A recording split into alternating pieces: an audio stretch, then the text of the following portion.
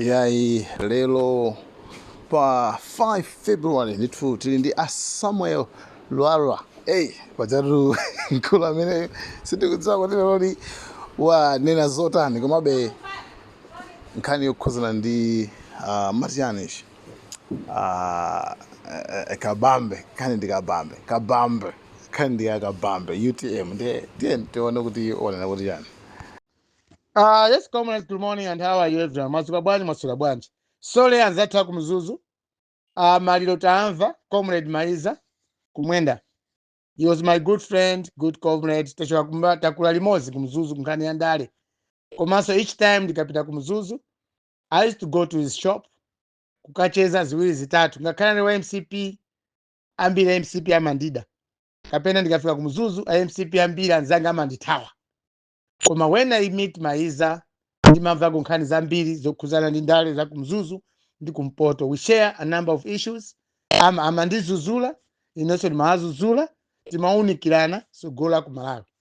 Kwa mawu omwe ndikumbukira Maiza anandiuza pompano about last week, nditapita pa shop pawo.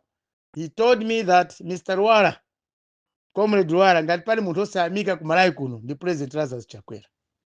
That's what he told me. So inana chifukwa chana kuti Lwala, you worked very hard kuno kumpoto kusell the name of Chakwera. Kwa mtaona amene akupangira chipongwe. So Maiza felt sorry for me. And now I'm sorry that he's dead. Tuona milita indere. But I'm really sorry and may his soul keep on may his soul rest in peace. The guy was a fighter, a good comrade, visionary person. Nungo dandala because even the family akaza Maiza ndi mlongo wanga ku Blantyre kuchitawira kula limozi. So I'm really very sorry about the death of Maiza kumwenda.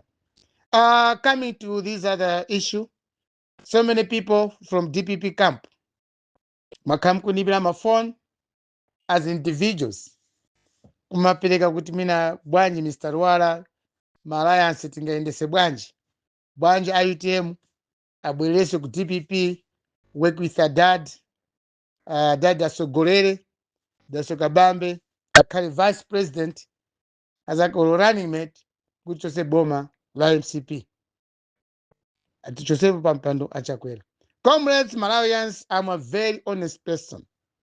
Ndina munthu amene mafuna kunena chilungamo sindikamba ndale nthawi zina kwa ndimangonena chilungamo. Amalawi tinene zoona. Kodi chimene anthu ambiri akufuna adada ayimirire at that age. Kodi ku DPP kuliba anyamata? Ku DPP kuliba anyamata amphamvu omwe angatenge udindo wa APM. Kodi mwa APM mwagona chani? Chimene azatha ku DPP amene mkulimbikira kuti UTM ndi DPP akhale alliance. Why? What do you see? Mkuona chani? You're not saying anything. Chopa nopa tufuna boma limene lingathetsa mavuto amene alipo. Apanga uyu Chakwera wapanga mavuto apanga Chakwera uyu. Tufuna tachosepo.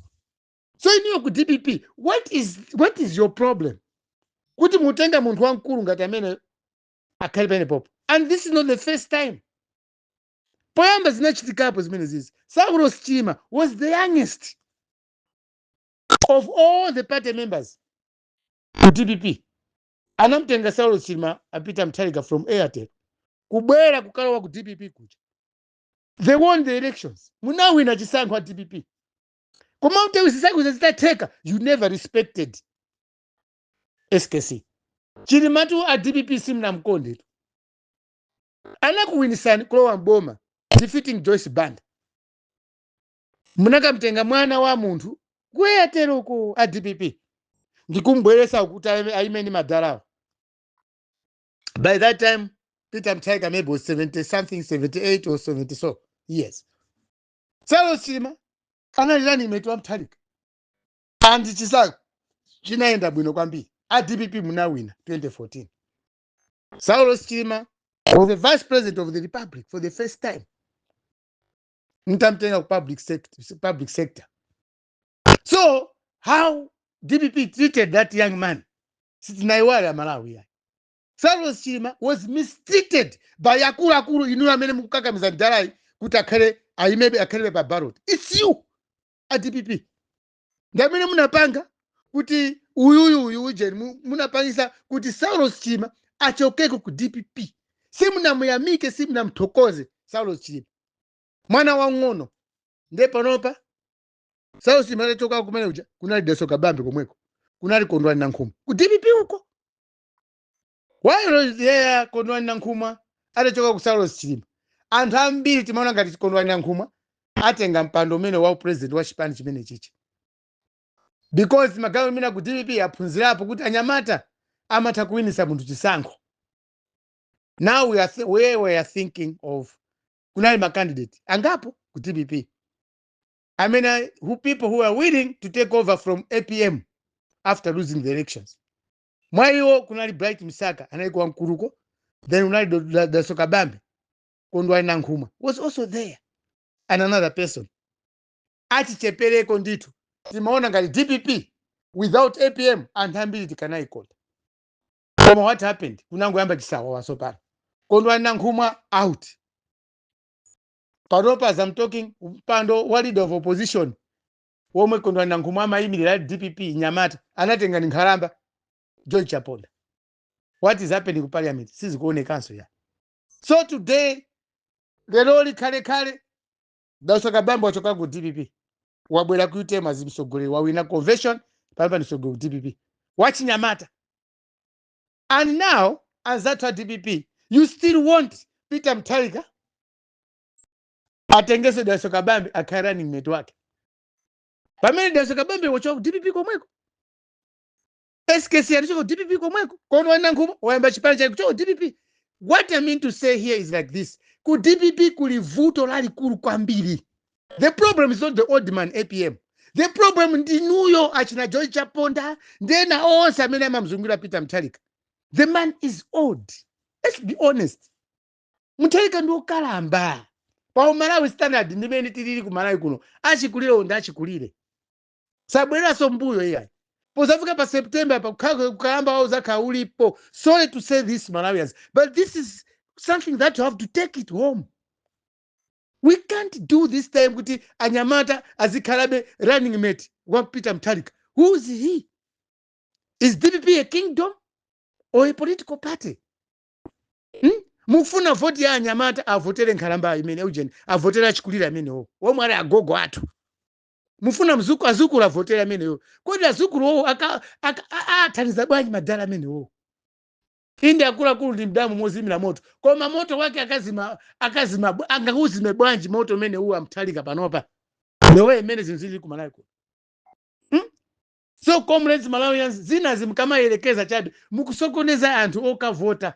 Adadi omwewo akatipangira chana adadi. Pa udadi panopa amene ajadusa ndi agogo. Ngakere mwina ali madamu first aid awo ndachisikana. Kapena bodyguard wawo ndi wachinyamata. Koma iwo aja ndachikulire. Malawians, let's understand this. The man is too old. He never made any mistakes when he was the leader of this country. Mutharika sana alikusa chali chose ya Peter Mutharika. Anda nakwisa Mutharika ndi age yawo ija. Ndi omwewa owazungulira amene akumukakamiza munthu kuti ayimirire pa 25. Amara imodi nusimwazi wa munthu okalamba amene amakhalira. Zina zisamangoyerekeza kuti mufuna munthu azafere pa mpando kapena inu anthu mutiyangusa pambali. The man is old. Ino DPP ngati mukona kuti msogora amene mkukakamira. Iniyo bwanji osayimirira ndinuyo.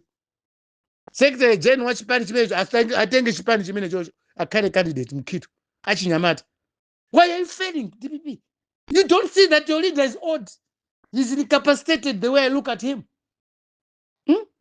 Basi tukupanga pretend ya adadi omwewo iniyo mkulephera bwanji to make your position that you can take charge of that political party. Mkulephera party aku DPP. Basi mkalimba simngashizo manyazo kuti APM akalimbani ndi Nyamata yemwe anali Mnyamata wawo Daso Kabambe. Simkachite manyazi ya DPP. Kuti anthu amalawi wafuna Daso Kabambe yemwe anali komwe ku DPP. You can't even see these things, guys. Ine to save it opposition inde tufuna Eugene Chakwera Tukepo. Koma ino ku DPP, how prepared are you? How do you think? You are endorsing an old man to take over to fight Anyamata. Omwe ani ma skills, omwe agwira chito ku Malawi konkuno. Amteleka sana agwira chito ku Malawi kuno kuti.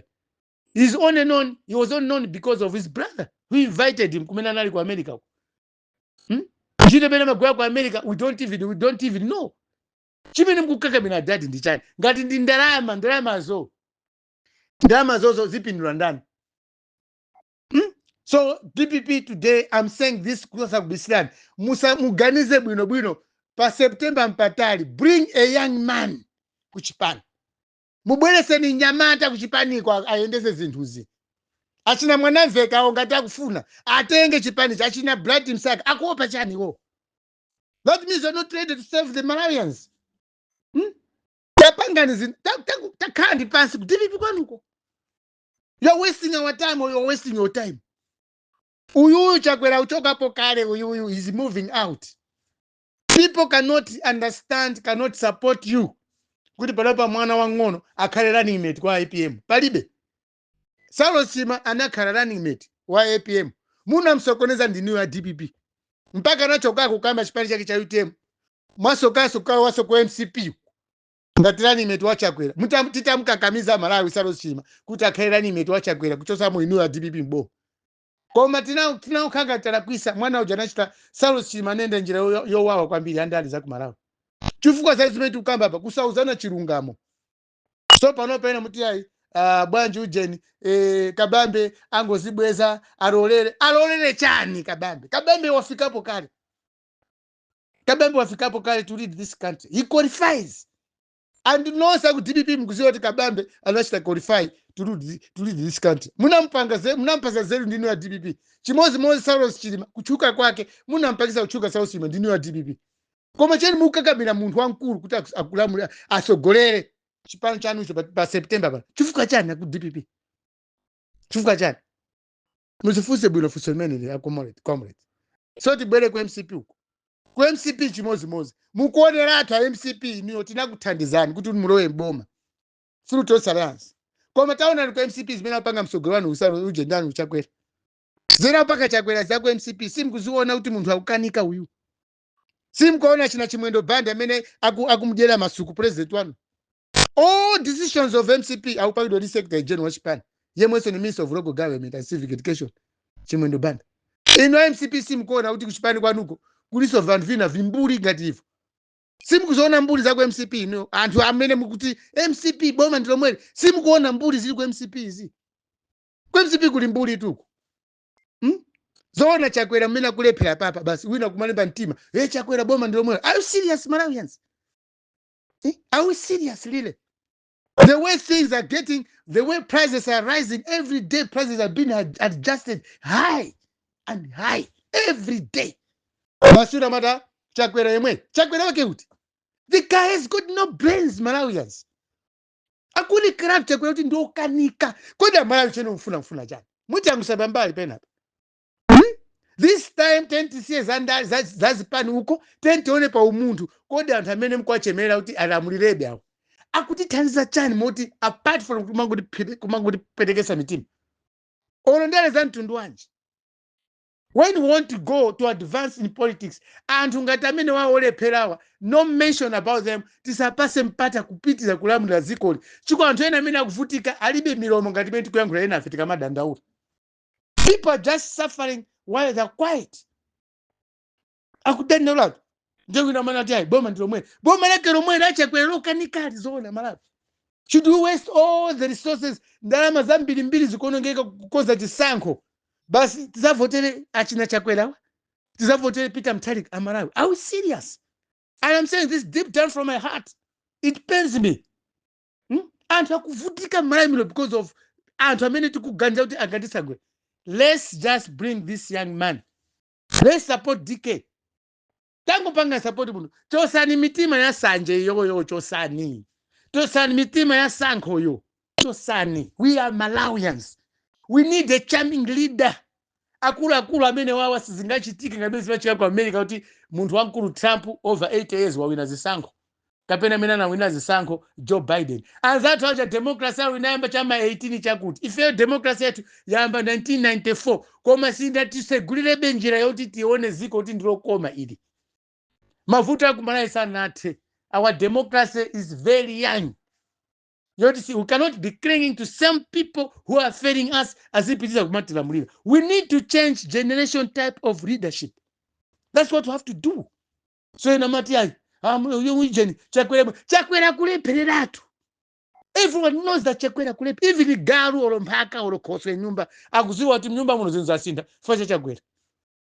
Basena mkulimbikira. Haya MCP, boma ndromwe, boma la kero kanika, inosi mkona ukanika. How much money do you spend to the poor kuti akuimbire ni nyimbo? Akuvine ni ingoma. Or even makanja kuti akaende mukumpasa ndalama zinga. Meaning that things are not okay. Akana kauta andu akusangala sibweza ufuna magule wa mku apasa ndalama hai. Sibwezi mupanga haya zindu zote andu azivina kapena zisangala. Sibwezi mukumwaza ndalama kwa andu osauka ngati boma likuenda bwino. So comrades Malawians, this satire ntawi ndazatu a DPP. A DPP, the party is good. Koma aku DPP, my members at DPP, ndino gona kwambiri. My members in your MCP, ndino gona kwambiri. You don't want to move a step ahead. Instead, mumabwera mbuyi. Mukutipwetekeza mitima kwa basi. So comrades Malawians, this is my message. Aku DPP, sit down. Tinakupasani mwana poyamba kutakhairani metu wa APM. Mwana oja ena simu na mfune Saulos Chima. Sokala Saulos Chima inaimbira ku DPP. Cho ku DPP ko kuli vanhu vankhanza. Viliko kwambiri vanhu vankhanza ku DPP. Chimozi mozi ku MCP ndiye kuli vankhanza kwambiri. Mpaka Saulos Chima anafera manja mwa usogolo wa MCP. Chikangao. No report. Ya ndege mpaka panopa report ya ndege sili kuziwa ka ituluka litika. Koma ituluka chwana first kufuza nkani mene hii. So comrades Malawians, let not this party fool you unless asinthe leadership. Unless Chakwera as a caliber ballot, unless Peter Mutharika as a caliber ballot, things will be better in Malawi. Chipancha DPP chikhala bwino. Koma ngati tikukakamira kuti Peter Mutharika apitirebe kulamula chipancha DPP, pamene Nyamata kumene koko aliko ndi usiru waukulu kwambiri. Chimodzimodzi ku MCP. Ngati ku MCP mulimbikira kuti mene akulephera mkanganya uyu. Chakwera mene akulephera mumati boma ndilo mwene. Amalawi mukutira kwira kwambiri. Ndipo Amalawi tikhala okwiya. We don't want these people ayi. Ndama zambiri za misongo zatu zungolowa mazi. Anthu ambiri amudyera masuku alemerera pamutu wa Peter Mutharika because the man ndi wachikulire. Tinene zona aliyese kwawo kula anthu okalapa. Amutharika ngakhale angadiye bwino ndi achikulire. Amene akulimbikirawo afuna zangu wadyera masuku pamutu. Achakwerawa ndiye mkuziwa kale. Kuyamba kuchalichi kumene anachoka, kuyamba ndale, palibe pamene pali rekodi yoti Achakwera napangapo zinthu zabwino. Mwina kubacha kwawo kokha kamadi ya nyumba mwawo. Kwanapa nkhani ya ndale kapena kuchalichi analephera ndale ameneyi. Achakwera failed.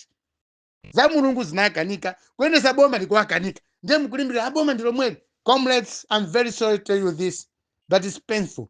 Rest in peace, Maiza Kumwenda. Thank you and good morning. Like, share, Malawian cameras, right.